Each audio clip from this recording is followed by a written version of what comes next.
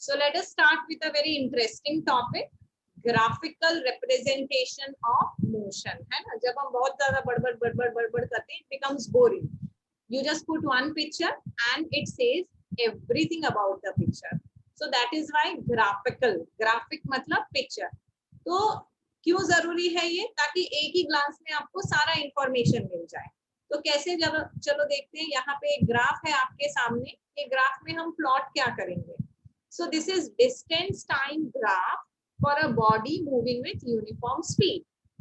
Y axis पे क्या लोगे, distance. X axis पे क्या लोगे, time. Distance का ऐसा यूनिट क्या है, मीटर. टाइम का ऐसा यूनिट, ऐसा ही standard international unit. So that is second. तो जब हम बात करते हैं यूनिफॉर्म स्पीड की, यूनिफॉर्म मतलब इक्वल टाइम में इक्वल डिस्टेंस कवर हुआ है. तो यूनिफॉर्म स्पीड का आपको ग्राफ कैसा मिलेगा, जैसे यहाँ पे दिख रहा है, स्ट्रेट लाइन ग्राफ मिलेगा. तो बस आप लाइन देखकर ही बता सकते हो कि जैसे सपोज ये स्ट्रेट लाइन ग्राफ दिखा आपको. सो देखो, if it is straight line graph तो ये कैसा है, ये यूनिफॉर्म मोशन है. अगर ये ऐसा होता तो समथिंग लाइक दिस और समथिंग लाइक दिस, तो आप कहते कि ये नॉन यूनिफॉर्म मोशन है. तो एक फायदा तो ये हो गया कि ज्यादा पढ़ना नहीं पड़ा, ज्यादा सुनना नहीं पड़ा, बस ग्राफ देख के पता चल गया कि मोशन कैसा है. Okay, there is more to it. और क्या पता लगेगा यहाँ से. सो डिस्टेंस टाइम ग्राफ अगर आपके सामने है, you can also calculate the speed. Just with the help of the graph you can determine the speed. कैसे, समझो जब हम ग्राफ की बात कर रहे हैं, मैं रेंडमली कोई भी दो पॉइंट्स ले रही हूँ ग्राफ में. कौन से, एक का नाम हम रखेंगे ए और दूसरे का नाम हम रखेंगे बी. सो दो पॉइंट्स हो गए हमारे पास, ए एंड बी. अब मुझे ये जानना है कि when the body is moving from point A to point B, इसकी स्पीड कितनी है. तो हमको पता है स्पीड का सिंबल क्या है, v. स्पीड का फॉर्मूला क्या है, distance upon time. What is speed, speed is distance upon time. Simple formulas है ये तो. ओके, डिस्टेंस का सिंबल क्या है, s. टाइम का सिंबल क्या है, स्मॉल t. अब हमको पहले ये देखना है कि डिस्टेंस ट्रैवल्ड कितना है. कैसे पता चलेगा डिस्टेंस ट्रैवल्ड कितना है. देखो डिस्टेंस कहाँ है, y एक्सिस पे है. आपको क्या करना है, दो परपेंडिकुलर ड्रॉ करने हैं ऐसे. So just draw two perpendicular lines. एक मैंने बनाई B. So a line which is perpendicular on y axis, B से लेके y एक्सिस तक.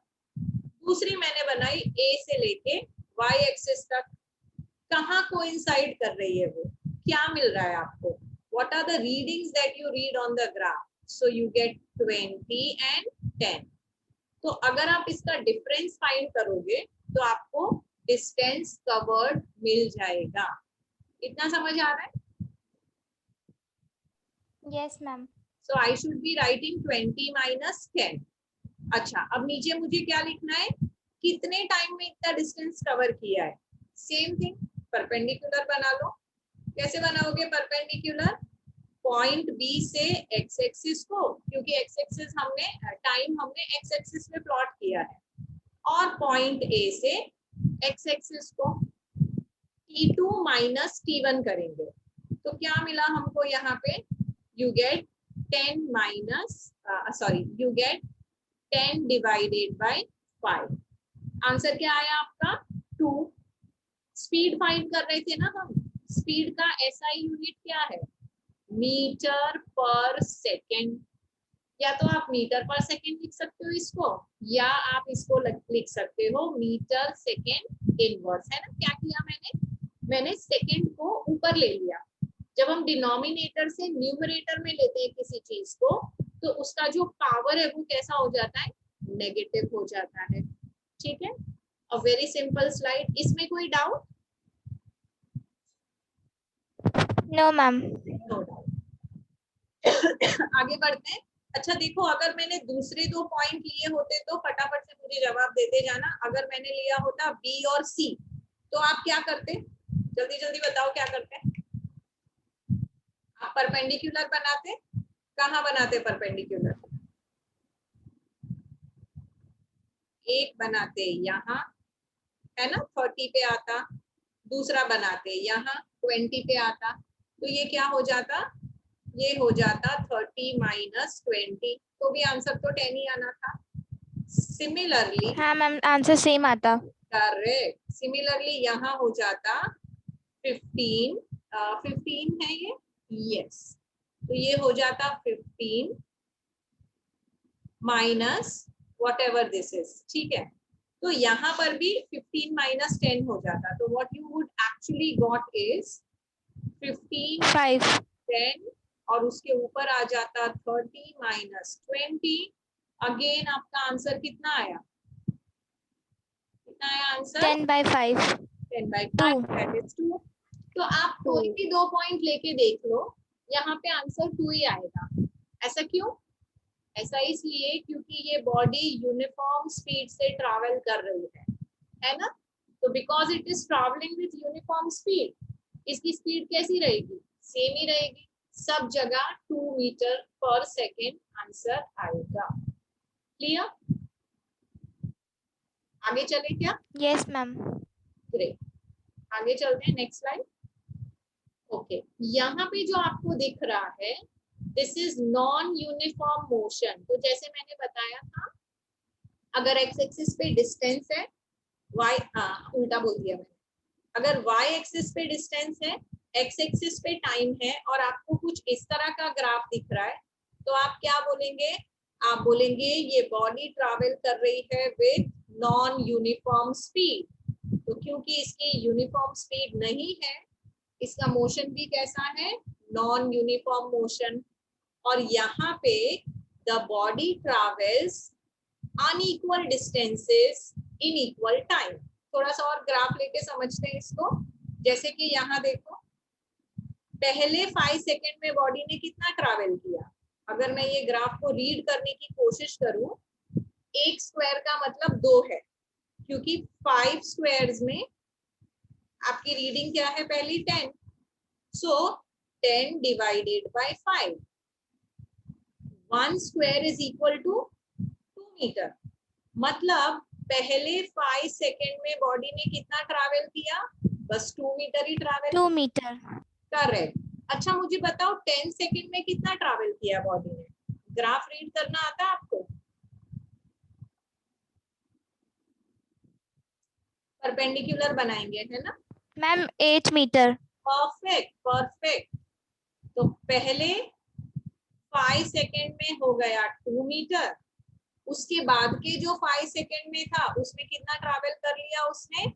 8 मीटर ट्रैवल कर लिया। तो एक्चुअली अगर ये डिस्टेंस देखोगे आप, 5 सेकेंड के अंदर डिस्टेंस कितना ट्रैवल किया उसने? 6 मीटर डिस्टेंस ट्रैवल कर लिया। तो पहले 5 सेकेंड में 2 मीटर किया था, दूसरे 5 सेकेंड में उसने 6 मीटर ट्रैवल कर लिया, तीसरे 5 सेकेंड में क्या हुआ देखो। So I should be drawing a perpendicular here. There are some birds chirping outside so strongly. इनकी भी क्लासेस चल रही होंगी और ये कंप्लेन कर रही होंगी एक दूसरे को कि ये टीचर्स दोपहर में चैन क्यों नहीं लेने देते। ओके, सो यहाँ पे देखो क्या आएगा, जैसे मैंने बताया 10 और 20 के बीच में, so this should be 18 and 16। Ma'am 16 metre. Correct, तो 16 और उसमें से हम 8 माइनस कर देंगे, तो अगले 5 सेकेंड में जो उसने ट्रैवल किया वो है 16 minus 8, that is 8 metre.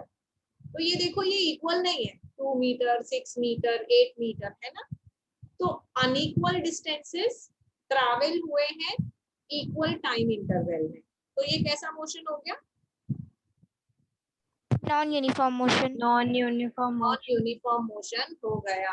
Okay, पलक जी का मौन व्रत टूटा सही, ठीक है। नहीं ऐसा। ओके, अब आपको क्वेश्चंस जो आएंगे ना वो ग्राफ पे बेस्ड आएंगे। आपको ग्राफ देख के बताना रहेगा कि ये यूनिफॉर्म मोशन है या नॉन यूनिफॉर्म मोशन है।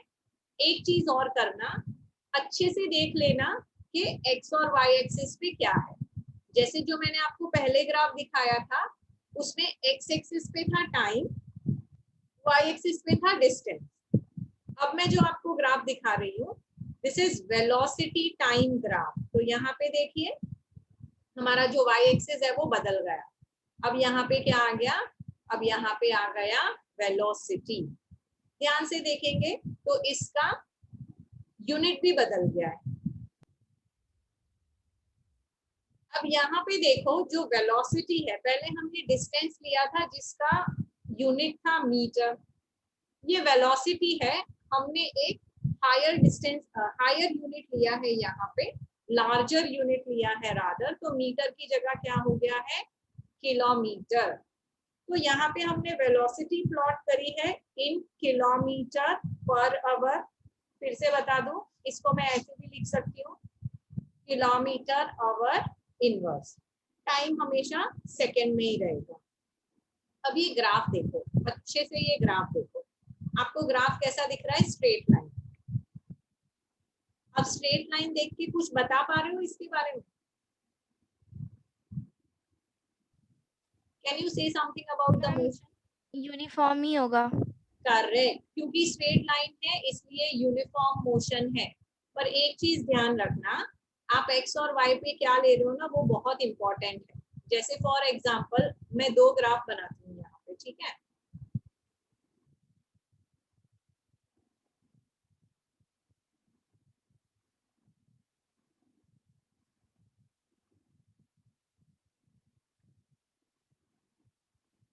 अब यहाँ दोनों जगह मैंने स्ट्रेट लाइन बनाई है, ठीक है।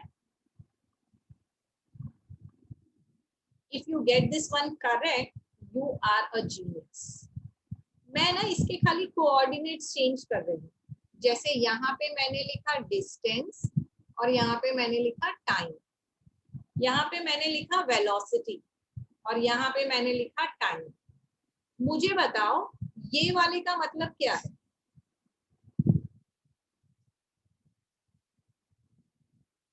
ये ग्राफ क्या दिखाता है आपको? मैम ये दिखाता है कि हमने कितने टाइम में कितना डिस्टेंस ट्रैवल किया। अरे समझो मैं यहाँ लिख दूं 0, 5, 10, 15 और यहाँ पे मैंने रख दिया 5 और ये है मीटर्स में, ये है सेकेंड में। अब मुझे बताओ जब 5 सेकेंड हो गए तब कितना डिस्टेंस ट्रैवल किया? How much distance has the body travel? Ma'am 5 metre ही। Correct, 5 metre. अच्छा मुझे बताओ 10 सेकेंड में कितना डिस्टेंस ट्रैवल किया? मैम 10 में और 5 किया। और 5 नहीं किया, देखो वो वहां का वही है, ऊपर नहीं गया। अगर और 5 किया होता यस तो मैम। यहाँ आना चाहिए था, है ना। वो वहां नहीं गया, यस। वो तो यहाँ का यहाँ ही है। 15 पे भी यहाँ का यहाँ है। So what can you say about this? तो मैम वो एक स्टेशनरी ऑब्जेक्ट है। Perfect, very good, very nice. तो यहाँ पे यू सेड इट करेक्टली, ये बॉडी स्टेशनरी है। अगर डिस्टेंस टाइम है और आपको एक ऐसा हॉरिजॉन्टल ग्राफ मिलता है तो इसका मतलब है the body is not moving at all, the body is stationary. लेकिन अगर यहाँ पे डिस्टेंस की जगह वेलोसिटी आ गई तो इसका मतलब हुआ the body is moving with a constant speed. के जैसे मैं यहाँ पे लिख के भी बता देती हूँ आपको, जब 5 सेकेंड हुए थे तब इसकी स्पीड थी लेट अस से 5 किलोमीटर पर आवर। 10 सेकेंड पे भी इसकी स्पीड थी 5 किलोमीटर पर आवर और 15 सेकेंड पे भी इसकी स्पीड थी 5 किलोमीटर पर आवर। इसका मतलब ये नहीं है कि बॉडी स्टेशनरी है, इसका मतलब ये है the body is moving with a uniform speed. समझ में आया? तो अगर मैंने आपको इस Yes. तरह के दो ग्राफ दिए तो यहाँ पे आप लिखोगे द बॉडी स्टेशनरी, यहाँ पे आप लिखोगे कि ये यूनिफॉर्म मोशन का ग्राफ है। Yes ma'am the body is constant. Yes, the body is moving with a constant speed. Okay? अब इस बात को बहुत अच्छे से समझना, एक इम्पोर्टेंट चीज निकल के आएगी इसमें से।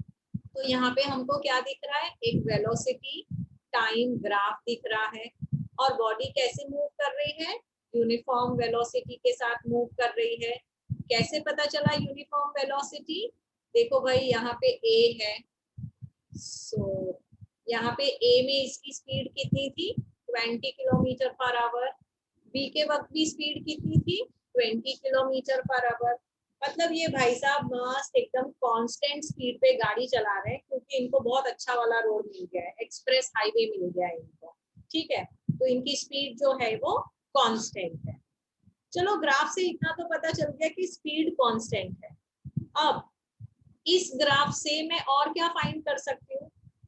जब डिस्टेंस वर्सेस टाइम ग्राफ था तो मैंने स्पीड फाइंड करी थी। तो अब अगर स्पीड और टाइम का ग्राफ है तो मैं उससे डिस्टेंस फाइंड कर सकती हूँ क्या? क्या लगता है आपको? क्वेश्चन रिपीट करूं मैं? Should I repeat the question? Yes, ma'am.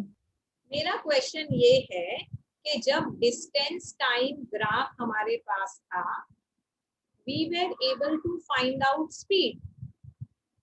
अब मैं आपको ये बोल रही हूँ, अब मेरे पास स्पीड वर्सेस टाइम का ग्राफ है, तो क्या मैं डिस्टेंस फाइंड कर सकती हूँ इससे? Can I find out the distance?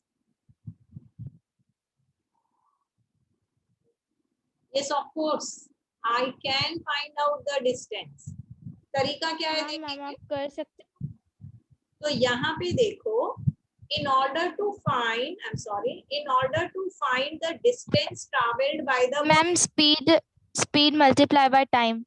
Correct. देखो मैथमेटिकली तो बहुत सिंपल ही है। वेलोसिटी का फॉर्मूला था डिस्टेंस अपॉन टाइम। मैं यहाँ पे ऐसे भी लिख के बता देती हूँ, क्योंकि कभी कभी सिंबल्स नहीं याद रहने से ना गड़बड़ हो जाती है। कुछ लोग स्पीड को एस समझ लेते हैं, विच इज नॉट करेक्ट। तो velocity is equal to distance upon time. तो डिस्टेंस क्या होगा? Distance is equal to cross multiplication, velocity into time. Simple है ना ये तो? यस और नो? हाँ ma'am. So this is quite simple. Same चीज हमने यहाँ करी है। V is equal to S upon T, तो S is equal to V into T। अब देखो स्पीड तो ग्राफ से पता चल रही है। ऐसे मैंने परपेंडिकुलर बनाया तो मुझे पता चल गया स्पीड कितनी है? 20 किलोमीटर पर आवर। टाइम कितना लिया उसे? तो उसके लिए मैं फिर से परपेंडिकुलर बनाऊंगी। यहाँ पे देखो, B से एक परपेंडिकुलर बनाया which will give me T2, और A से एक परपेंडिकुलर बनाया which will give me T1। तो यहाँ पे B क्या है?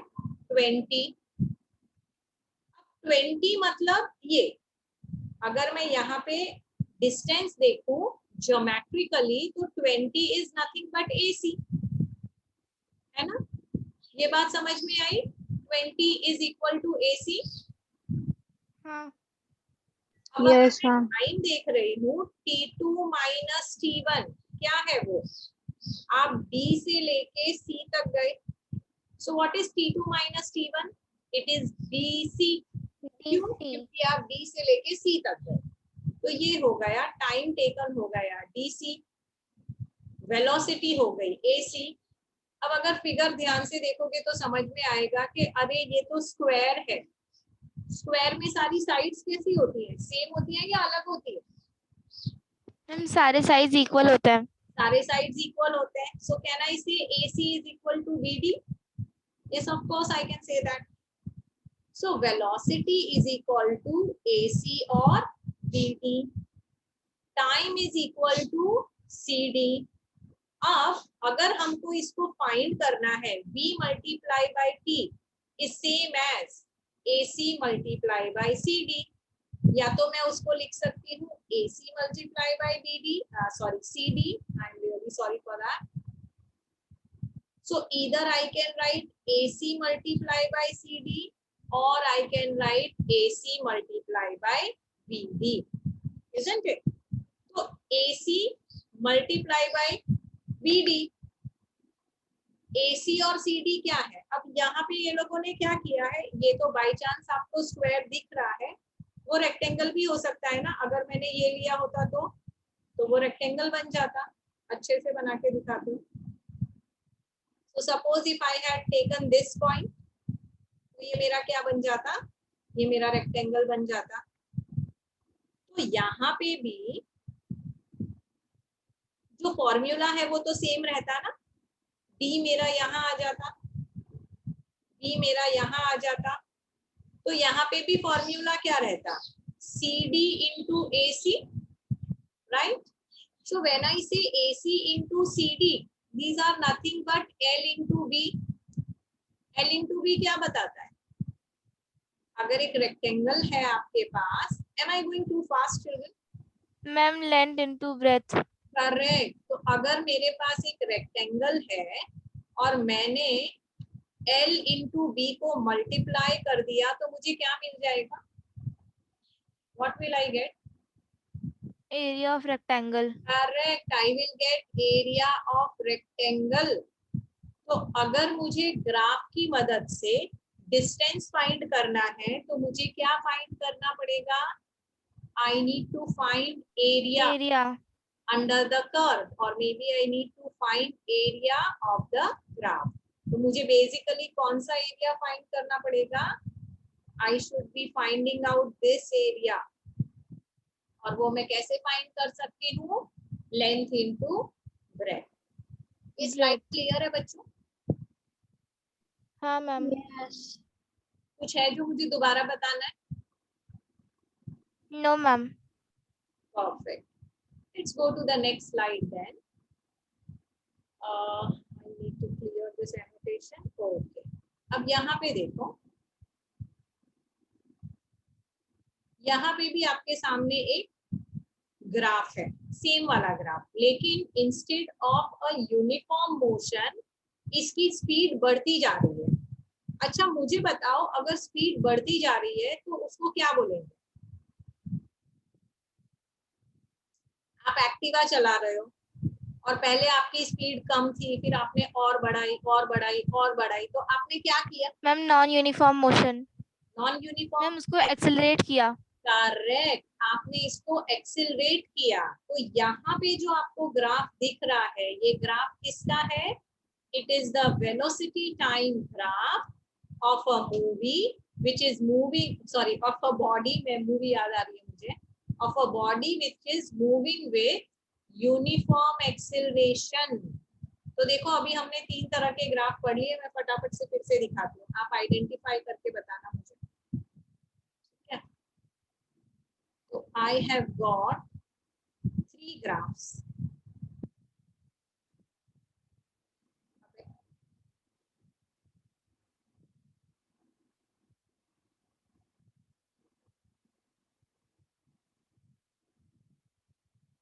अब यहाँ पे ना मैं x और y के कोऑर्डिनेट्स अलग कर रही हूँ। यहाँ पे है डिस्टेंस अपॉन टाइम, यहाँ पे है वेलोसिटी टाइम, और यहाँ पे भी वेलोसिटी टाइम। और एक ग्राफ को मैंने बताया ऐसा, एक ग्राफ को मैंने बताया ऐसा, और एक ग्राफ को मैंने बताया ऐसा। पहले वाला ग्राफ क्या बता रहा है मुझे बताओ, क्या बता रहा है? कि जो बॉडी है वो कांस्टेंट स्पीड पे मूव कर रही है। This is uniform motion and the speed is constant. Second वाला क्या बता रहा है, लेट अस से this was first graph, this is second and this is third. Second वाला क्या बता रहा है, सेम चीज बता रहा है, इट्स अ सेम ही चीज है विद कांस्टेंट स्पीड। अच्छा थर्ड वाला क्या बता रहा है, मैम थर्ड वाला बता रहा है कि ये यूनिफॉर्म मोशन है जिसमें स्पीड बढ़ती जा रही है, करेक्ट, एक्सेलरेट हो रही है। But it is uniform accelerated motion. Acceleration तो हो रहा है यहाँ पे, पर यूनिफॉर्म एक्सेलरेशन हो रहा है। आप इक्वल रेट से स्पीड बढ़ा रहे हो, ऐसे ही रेंडमली स्पीड नहीं बढ़ा रहे हो, आप इक्वल रेट से स्पीड आप बढ़ा रहे हो। सो that is about the uniform accelerated motion. Graph देख के समझ आना चाहिए कि किस तरह का मोशन यहाँ पे हो रहा है। अच्छा अब यहाँ पे भी अगर आपको डिस्टेंस फाइंड करना है तो आप क्या करोगे, आप ये करोगे, आप रेंडमली कोई दो पॉइंट लोगे और एक्स एक्सिस पे परपेंडिकुलर लाइन बनाओगे, ऐसे ऐसे बनाओगे परपेंडिकुलर लाइन, और फिर वो जो एरिया अंडर ग्राफ है, ये वाला एरिया, आप ये एरिया फाइंड करोगे। यस और नो? Yes ma'am. अगर मैंने ये एरिया फाइंड कर लिया तो मुझे ग्राफ का मतलब मुझे यहाँ का डिस्टेंस पता चल जाएगा। So same thing is written here, just have a look. Distance traveled by the body between the points A and E is area A, B, C, D, E under the velocity time graph. कहाँ से आया ये A, B, C, D, E? यहाँ से आया A, B, C, D, E। तो हमारे पास एक ऐसा फिगर बन गया जो ना तो रेक्टेंगल है, ना तो ट्राइंगल है, ना तो स्क्वायर है। ये है क्या एक्चुअली? ऐसे ज्योमेट्रिकल फिगर को क्या बोलेंगे आप? ऐसा ज्योमेट्रिकल फिगर है ये, मैं यहाँ पे बना के बताती हूँ। इसको क्या बोलते हैं मैथ्स में?